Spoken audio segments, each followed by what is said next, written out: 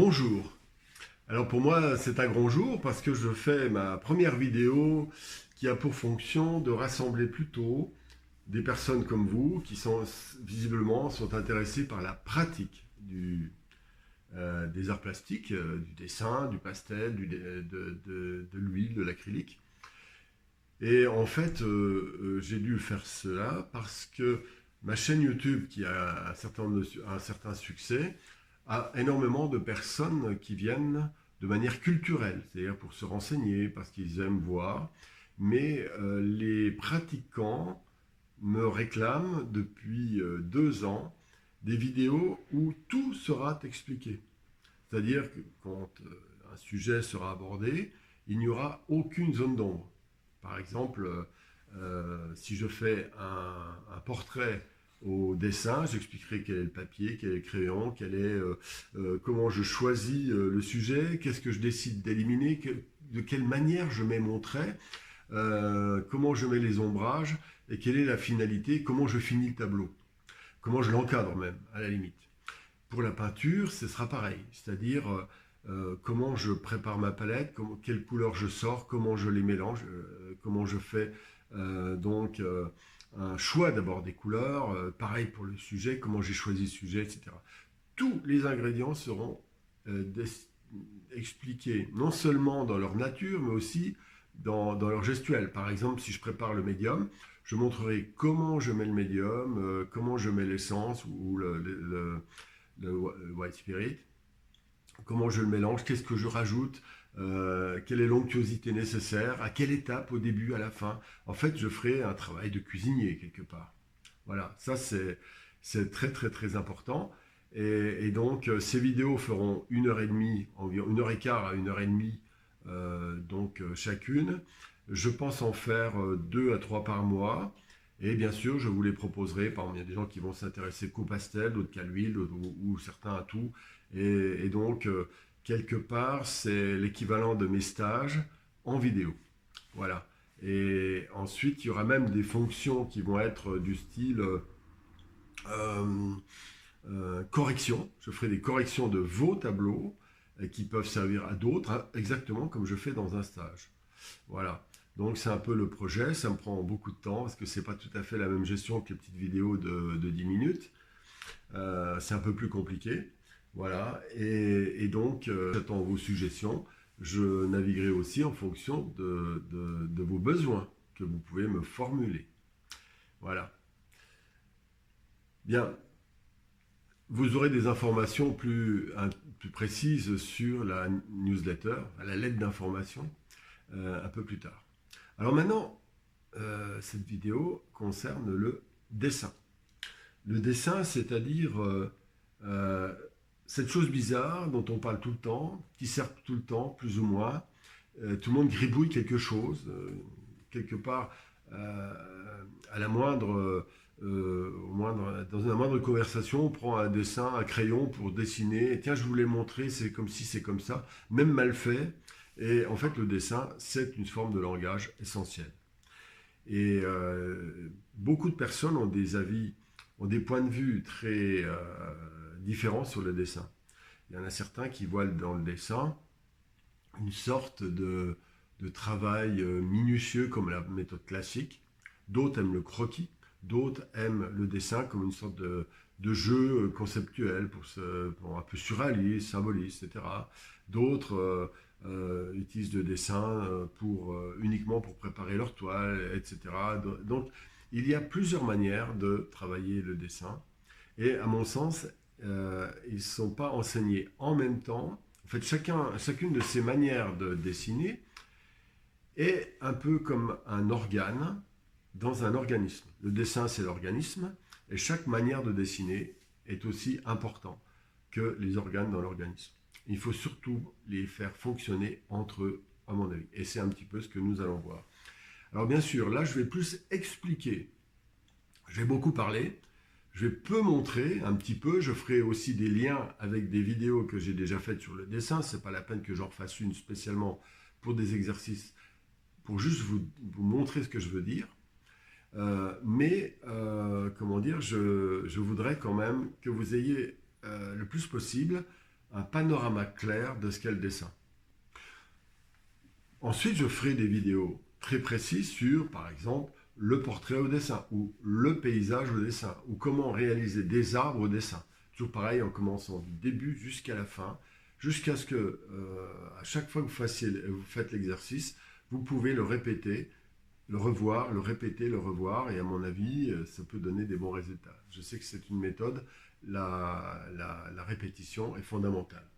Voilà pourquoi il y aura donc toute une série de vidéos en dessin de 1h15, 1h30 avec énormément d'explications. Mais là, je répète, c'est une introduction, une présentation. Alors, j'ai pas de prompteur, j'ai pris à l'ancienne le petit carnet de dessin. Alors, souvent, en fait, comment dire, les personnes qui veulent faire des sujets assez compliqués comme ça, avec des cheveux, des personnages, eh bien, se plantent parce que je crois qu'une des bases de la progression en peinture, c'est savoir faire des choses simples, bien. Il faut éviter de faire des sujets très compliqués, qui nous dépassent de trop, parce que si la complexité est trop grande, il y aura forcément un grand découragement et une incapacité d'aller jusqu'au bout. Comprenez, ça c'est important. Donc, moi j'ai toujours essayé de griller les étapes et ça m'a fait perdre beaucoup de temps. Je peins depuis 60 ans, donc j'avais le temps. Mais ceux qui, comme vous, des fois ont 50, 60 ans et qui ont envie de se mettre à la peinture un peu sur le tard, vous n'avez pas de temps à perdre. Et moi je suis là pour faire gagner du temps, tout simplement. Et donc la vision que je vais vous donner, plus l'ensemble de cours que je vais faire ensuite, auront pour but de synthétiser un maximum pour que vous gagniez un maximum de temps.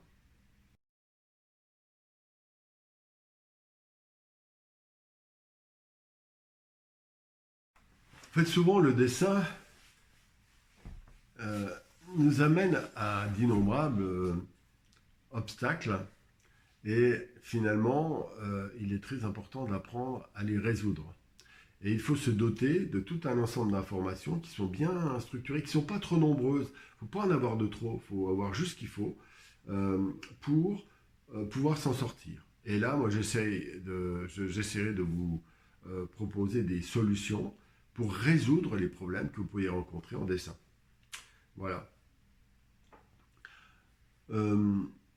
Ces cours, en général, s'adresseront à des personnes débutantes jusqu'aux personnes avancées. Il y aura sans doute quelques astuces qui pourraient leur servir.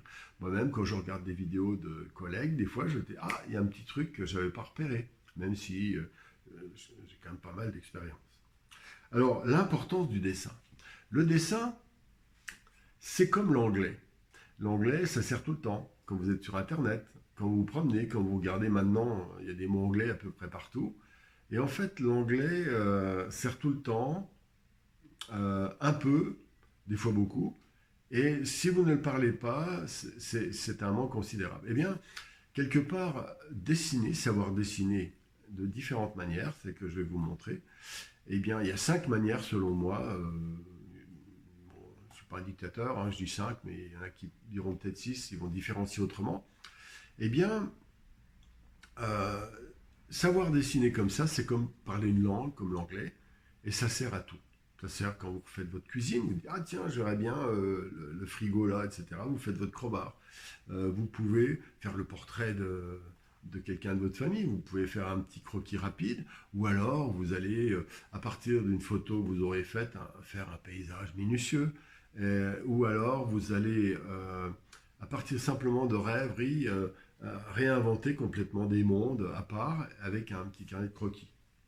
En fait, le dessin est multiforme, universel. Il peut être fluide, solide ou solide. Il peut être inventif ou représentatif. Comment dire Le dessin connecte, un point très important, l'esprit et la main. Ça, c'est très important. Parce qu'il faut relier en fait le corps et l'esprit. Et le dessin est un outil magnifique pour faire ça parce que l'impulsion vient de là, puis pouf, la main va finir par avoir sa propre intelligence grâce au dessin, avec l'entraînement. Ce qui permet d'incarner des choses impalpables qui sont dans notre esprit, même des sentiments. C'est pour ça que le dessin a une véritable magie.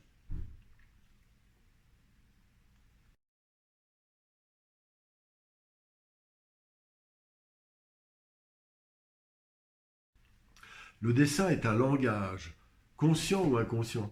On va choisir des thèmes, on va donc exprimer pour les autres, mais aussi pour nous-mêmes, comme si c'était un miroir. Ce dessin va nous permettre de voir quelque chose à l'intérieur de nous de manière un petit peu comme des formes dans un brouillard. Et ça, c'est très utile aussi. Si on ne le fait pas, on tombe dans un certain nombre de routines. Euh, L'avantage aussi du dessin, c'est que on peut finalement dessiner tout le temps un peu. Par exemple, vous avez un quart d'heure, vous prenez un crayon de papier, un bout de papier, hop, c'est réglé. Vous dessinez, vous dessinez ce que vous avez sous les yeux, une idée, justement ce que je viens d'évoquer auparavant. Ça, c'est important. Parce que si vous faites 3 fois par jour un quart d'heure de dessin, vous ferez des progrès gigantesques. Il ne faut pas simplement la séance de dessin où vous dites ah, faut que je m'assieds pendant 2 heures ou 3 heures et je dessine, je dessine. Pourquoi pas, bien sûr, c'est bien aussi. Mais ça permet le petit quart d'heure, 10 minutes. Quand vous êtes au pique-nique avec votre famille, hop, petit carnet de croquis, vous faites 2, 3 traits. Eh bien, tout ça contribue considérablement à vous faire progresser. Lorsque l'on se plante avec le dessin, ça nous montre nos difficultés, nos échecs. Et ça nous permet aussi de réfléchir. Et avec l'avantage que c'est quelque chose de très léger, une feuille de papier, vous trompez, qu'est-ce que vous faites? Vous déchirez, vous en refaites un autre.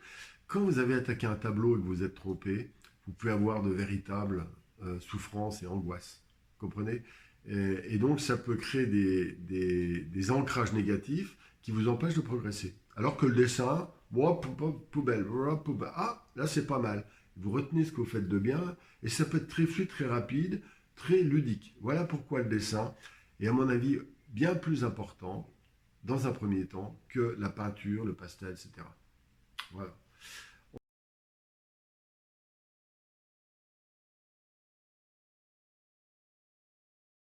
Ensuite, le dessin permet d'enregistrer les bonnes idées. De la même manière, vous pouvez l'écrire avec des mots aussi, hein, mais vous pouvez le dessiner. En fait, souvent c'est bien de faire les deux.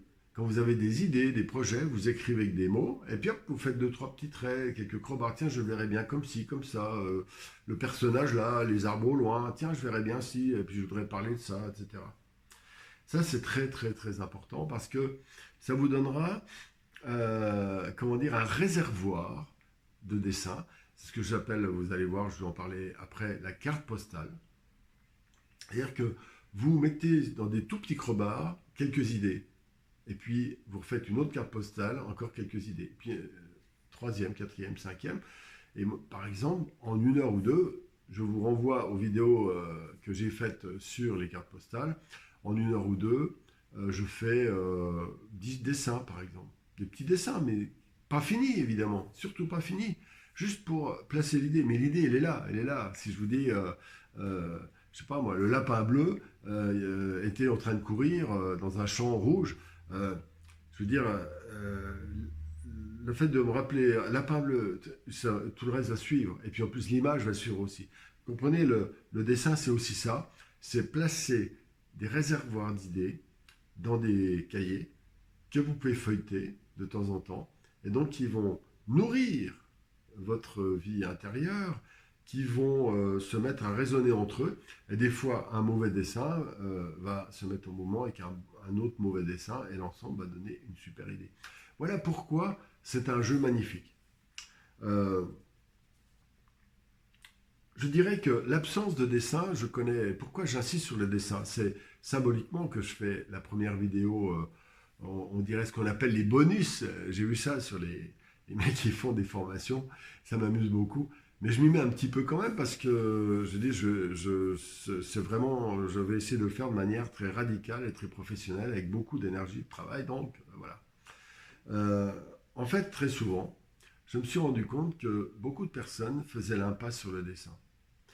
Ils ont envie de peindre, ils ont toujours rêvé de peindre et se jettent dans la peinture. Et quand le dessin n'est pas bon, la peinture ne sera pas bonne, bien sûr. Et quand on aura envie de réparer le tableau, eh bien, on se trouvera dans une situation catastrophique euh, parce qu'il faut réparer sans arrêt les choses. Et en réparant, on s'enferme dans une espèce de gadou de couleurs qui nous empêche de voir la clarté. Et de fil en aiguille, il y a une espèce de lourdeur qui s'impose et qui empêche complètement de progresser. Alors, on a une amertume, parce que souvent, dans ces cas, quand le dessin n'est pas bon, on n'arrive pas, même si l'idée est bonne, ça n'ira pas. Et donc, qu'est-ce qui se passe? Démotivation, difficulté, moins d'énergie pour commencer le feu sur tableau, moins d'énergie, être fil en aiguille, et à un moment donné, on estime son niveau plutôt moyen nul. Ma mère me l'a toujours dit, et puis ça y est, on commence à péter les plombs, on n'y arrive plus. Alors que celui qui prend à la racine et qui monte doucement, il peut aller très très loin. Et le dessin, il ne s'agit pas de travailler 10 ans le dessin. Il suffit de travailler, allez, 6 mois, 1 heure par jour, et vous ferez des progrès énormes. Vous ne serez pas un virtuose. D'ailleurs, moi-même, je ne suis pas un virtuose. Ma principale activité n'est pas le dessin de virtuosité, mais plutôt le dessin de conception. Un peu comme en musique, il y a les compositeurs et les virtuoses. Moi, je serais plutôt du côté, ce qui m'intéresse le plus, c'est le côté conception.